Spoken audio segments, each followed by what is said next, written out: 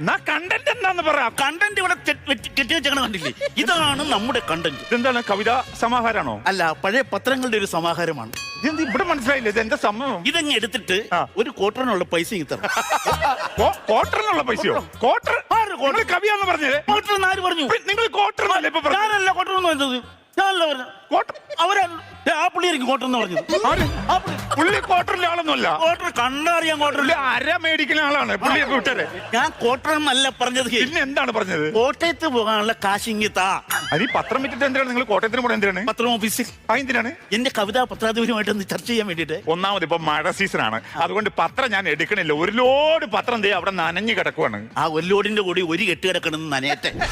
ഒരു 150 രൂപയെങ്കിലും താ. ശരി, എന്തായാലും ഇന്ന് 1-ാം തീയതി ആണല്ലോ. 1-ാം തീയതി നിങ്ങൾ വന്ന് കേറിയുണ്ട് ഞാൻ ഈ സംഭവം ഞാൻ എടുക്കാം. അയ്യോ, 1-ാം തീയതിയാണോ? 1-ാം തീയതിയാണ്. അപ്പൊ 150 പോലെ 250 വേണം. 1-ാം തീയതി ബ്ലാക്കിൽ എടുക്കുമ്പോ 100 രൂപ കൂടി കൊടുക്കും. എന്താ